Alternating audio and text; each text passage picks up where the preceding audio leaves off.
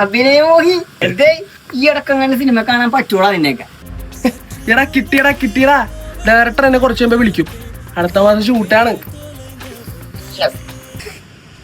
Director ആരവിടെ? എടാ അതൊക്കെ സസ്പെൻസ് ആണ്. നീയും ഈ വൃത്തിയേട്ട നാട്ടാരും എന്റെ ഈ തിരുമുഖം ബിഗ് സ്ക്രീനിൽ കണ്ടാ മതി. എന്നാലും നീ കേറിയല്ല. എടാ നിന്നെ ത്വര വരുത്തിയാരാണ് ഈ ജീവൻ ചേട്ടൻ. നെഗറ്റീവ് പറയുമ്പോഴാണ് നമുക്ക് മുകളിലേക്ക് പോകാനൊരു അവസരം കിട്ടുള്ളൂ. അല്ലെ അടിച്ചെടുത്ത് കളഞ്ഞവൻ.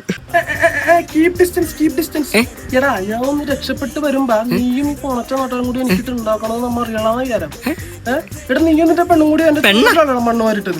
എടാ മണ്ണുള്ള ചോറ് തിന്നിട്ടാണേലും ഞാൻ എന്റെ പൊന്നു കൊണ്ട് വരുവാ. എടാ നീ എന്തൊക്കെയാണ് പറയണ? സോറി ഞാൻ മാറ്ററിന്ന് പോയടാ.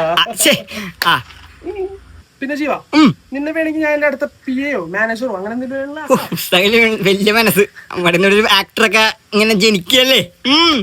പിന്നെ വേണമെങ്കിൽ ഈ മതിലുണ്ടെങ്കിൽ ആ മതിൽ വരെ ചെയ്തോളാം. എന്താ ചെയ്യണ്ട? എന്റെ ഫേസ് മാത്രം, കണ്ണ് മാത്രം, മൂക്ക് മാത്രം മതിയാ? ചുണ്ട് എല്ലാം വേണോ? അപ്പൊ ചുണ്ടും എല്ലാം വേണം. ഓക്കെ. അപ്പൊ സ്ത്രീകൾക്കിടയിൽ ഒരു ആക്ടറോ ഭാവാനാണ് കള്ള മോനെ. ജീവ റിപ്പീറ്റ്. എന്താ പറഞ്ഞേ? കാട ബിരിയാണി വേണോ മോനെ എന്ന് ചോദിച്ചതാണ്. കാട ബിരിയാണി? മണ്ടൻ. പിന്നെ സെറ്റാണ്. പിന്നെ ഇവിടെ മൊത്തം സ്ഥലിന്റെ പോസ്റ്റർ ഫ്ലെക്സ് സെറ്റ് ചെയ്ത് കഴിഞ്ഞാ മാനേജർ സെറ്റ്. അയ്യോ നീ ഫ്ലെക്സ് അടിക്കട്ടാടേ.